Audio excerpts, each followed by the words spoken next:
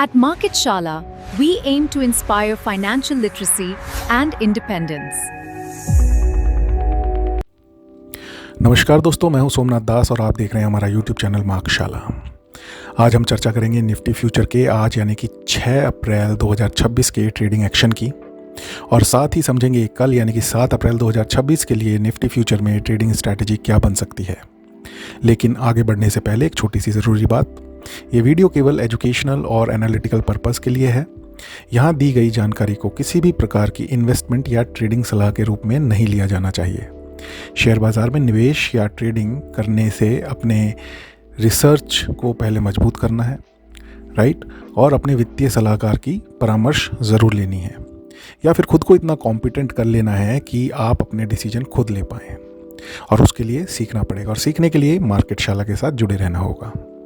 तो सबसे पहले हम बात कर लेते हैं आज का जो VCM ट्रेड सेटअप पर इंट्राडे ट्रेड हमने किस तरीके से परफॉर्म किया, उसको डिस्कस कर लेते हैं। दोस्तों, आज के ट्रेडिंग सेशन में हमारा VCM ट्रेड सेटअप एक बार फिर काफ़ी अच्छा काम करता हुआ नज़र आया। अगर आप निफ्टी फ्यूचर का 5 मिनट का चार्ट देखेंगे जो कि आपके स्क्रीन पर आ रहा है, तो आपको साफ दिखाई देगा कि मार्केट आज वैक्यूम रेंज के अंदर ही ओपन हुआ था। शुरुआती 1 घंटे के अंदर निफ्टी फ्यूचर ऊपर की तरफ बढ़ा और 22,818 जो कि हमारा अपर बैंड था वैक्यूम रेंज का, उसको टेस्ट किया। हमारे सेटअप के नियमों के अनुसार इस लेवल पर पहले से ही शॉर्ट साइड का रेंज ट्रेड के लिए ऑर्डर प्लेस था। जैसे ही यह ऑर्डर ट्रिगर हुआ, मार्केट में अच्छी गिरावट देखने को मिली। यहाँ पर हमारा जो स्टॉप लॉस था 50 पॉइंट का, वो अच्छे से प्रोटेक्ट हुआ और नीचे की तरफ जो है यहाँ से डाउनवर्ड मोमेंटम हमें देखने को मिला, यानी कि डाउनफॉल देखने को मिला 190 पॉइंट्स का। इस मूव में 100 पॉइंट्स कैप्चर करना कोई बड़ी टास्क नहीं थी, जो कि हमारे सिस्टम के हिसाब से एक सफल ट्रेड माना जाता है। 50 पॉइंट का स्टॉप लॉस और 100 पॉइंट्स का मिनिमम टारगेट, जो प्रॉफिट्स को ट्रेल कर सकते हैं, वो 10, 20, 50 पॉइंट्स अगर और ले पाएँ अपनी नॉलेज के हिसाब से, चार्ट ट्रेडिंग के हिसाब से, well and good. Otherwise 50 point के स्टॉप लॉस के अगेंस्ट में कम से कम 100 पॉइंट्स तो कैप्चर करने ही हैं।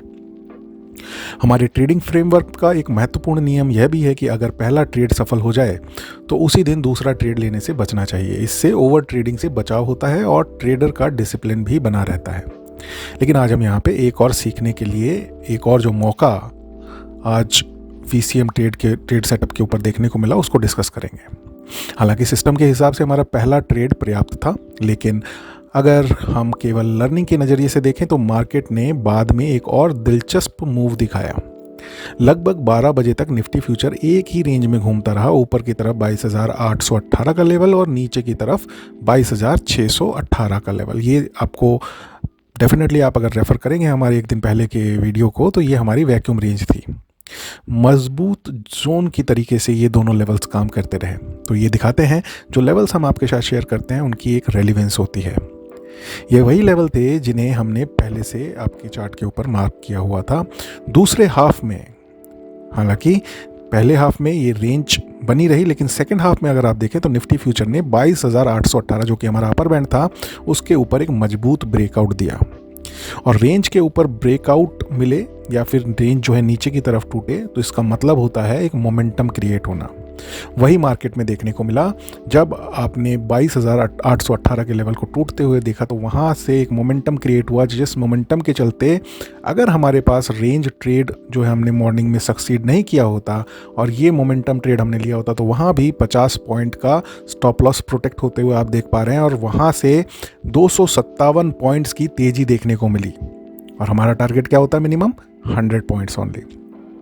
इससे एक बात साफ होती है कि मार्केट अक्सर जो है, जो रेंज हम आपको बताते हैं, उस रेंज के बाहर जो मोमेंटम ट्रेड्स की बात हम करते हैं, चाहे वो लॉन्ग साइड का हो चाहे वो शॉर्ट साइड का हो, उसके पीछे जो डिमांड एंड सप्लाई का गणित होता है वो किस तरीके से काम करता है, ये जो उसका एक जीता जागता हमने आज आपके सामने उसका एक रिफ्लेक्शन दिया है, किस तरीके से ये मोमेंटम ट्रेड क्रिएट होती है।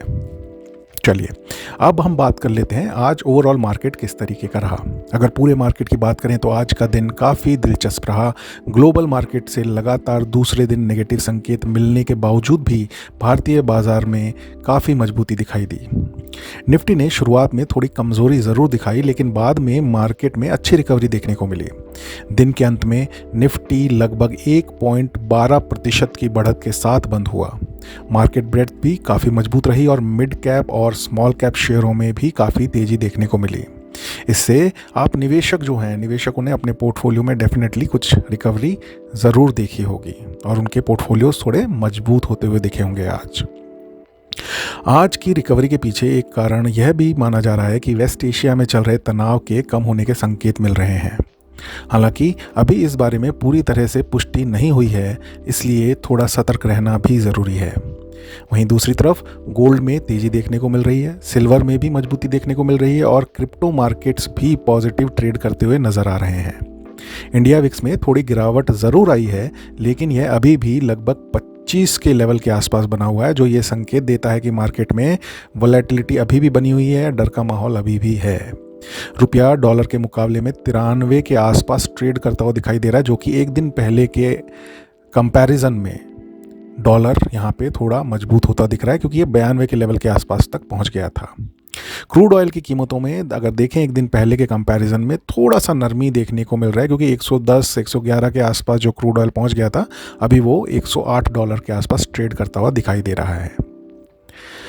अब आते हैं इस पर्टिकुलर सेगमेंट के, हमारी सीरीज़ के सबसे महत्वपूर्ण सेगमेंट के ऊपर, यानी कि कल की ट्रेडिंग स्ट्रैटेजी। हमारा VCM सेटअप के ऊपर, VCM ट्रेड सेटअप के ऊपर कल का इंट्राडे ट्रेड स्ट्रैटेजी किस तरीके से प्लान किया हुआ है। हमारा ट्रेडिंग फ्रेमवर्क हमेशा डिसिप्लिन और रिस्क मैनेजमेंट पर आधारित होता है दोस्तों। आमतौर पर हम एक दिन में 2 से ज़्यादा ट्रेड नहीं लेते हैं, वो भी कंडीशनल। और उन कंडीशंस को समझने के लिए एक बार आप जो है डिस्क्रिप्शन में जाकर के पूरा ट्रेड सेटअप टेक्स्ट फॉर्मेट में दिया हुआ है, उसको पढ़ सकते हैं। पहला ट्रेड रेंज बेस्ड हो सकता है, सेकंड ट्रेड मोमेंटम बेस्ड होगा। अगर पहला ट्रेड ही सफल हो जाए, जैसा कि आज हुआ, तो बेहतर होता है कि हम उस दिन दूसरा ट्रेड ना लें। ये हमें ओवर ट्रेडिंग से बचाता है। तो सबसे पहले बात कर लेते हैं रेंज ट्रेड सेटअप की। अगर निफ्टी फ्यूचर कल 23,378 और 23,044 की रेंज के अंदर ओपन होता है, तो इस रेंज के अनुसार हम जो है रेंज साइड का ट्रेड लेंगे। किस तरीके से? अगर ऊपर का लेवल 23,378 के आसपास हमें निफ्टी ट्रेड करता हुआ नजर आता है या इस लेवल को हिट करता है, तो वहाँ से एक शॉर्ट साइड का रेंज ट्रेड इनिशिएट करेंगे। अगर इसके विपरीत हमारा जो लोअर बैंड है 23,044, इसके आसपास जो है हमें निफ्टी फ्यूचर ट्रेड करता हुआ नजर आता है प्रॉपर रिस्क एंड रिवॉर्ड के साथ, या इस लेवल को पहले हिट करता है, तो यहाँ से हम लॉन्ग साइड का रेंज ट्रेड इनिशिएट करेंगे। और दोनों ही केसेस में 50 पॉइंट का स्टॉप लॉस और मिनिमम 100 पॉइंट्स का टारगेट हम लेकर के चलेंगे।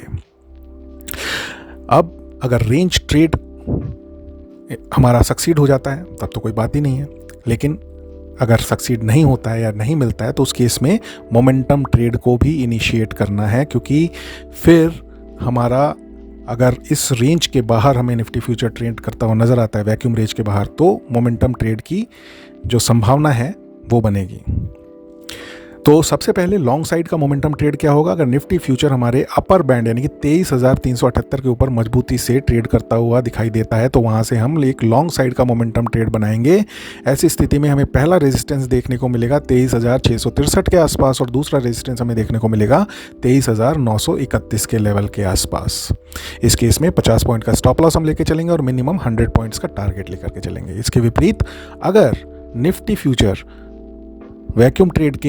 वैक्यूम रेंज के लोअर बैंड के नीचे यानी कि 23,044 के नीचे मजबूती से टूटता हुआ नज़र आता है और वहाँ ट्रेड करता हुआ नज़र आता है, तो वहाँ से हम शॉर्ट साइड का मोमेंटम ट्रेड इनिशिएट करेंगे। ऐसी स्थिति में हमें पहला सपोर्ट देखने को मिलेगा 22,818 के आसपास और दूसरा सपोर्ट हमें देखने को मिलेगा 22,629 के आसपास। यहाँ पे भी हमारा स्टॉप लॉस रहेगा 50 पॉइंट्स का और मिनिमम जो है टारगेट हम लेकर के चलेंगे 100 पॉइंट्स का। तो दोस्तों ये था VCM ट्रेड सेटअप के ऊपर किस तरीके से हमें रेंज कम मोमेंटम ट्रेड को अपने प्लान करना है और एग्जीक्यूट करना है। पहले से गाइडलाइंस डिफाइंड है, कुछ भी अपने मन से नहीं करना है, बस उनको डिसिप्लिन तरीके से एग्जीक्यूट करना है आपको। अब बात कर लेते हैं पिछले 24 घंटे के ग्लोबल अपडेट्स की। भारतीय रिजर्व बैंक की मॉनेटरी पॉलिसी कमेटी की बैठक आज से शुरू हो गई है और मार्केट की नज़र इस पर बनी हुई है। रुपए को स्थिर करने के लिए कुछ नए फॉरेक्स नियम लागू किए गए हैं। ग्लोबल मार्केट में क्रूड ऑयल की कीमतें अभी भी वॉलेटाइल बनी हुई हैं। और अंतर्राष्ट्रीय बैंकिंग जगत के कुछ बड़े नेताओं ने, लीडर्स ने जो है यह चेतावनी दी है कि अगर जियोपॉलिटिकल तनाव बढ़ता है तो इससे ग्लोबल महंगाई पर असर पड़ सकता है। तो दोस्तों, शेयर बाजार में सफलता का सबसे बड़ा मंत्र है डिसिप्लिन और रिस्क मैनेजमेंट। मार्केट को कोई भी व्यक्ति निश्चित रूप से प्रेडिक्ट नहीं कर सकता है। अगर कोई कर सकता है या तो वो भगवान है या फिर एक झूठा इंसान। लेकिन एक अच्छी रणनीति और नियंत्रित जोखिम के साथ ट्रेडिंग की जा सकती है, उसको अपना फुल टाइम बिजनेस बनाया जा सकता है।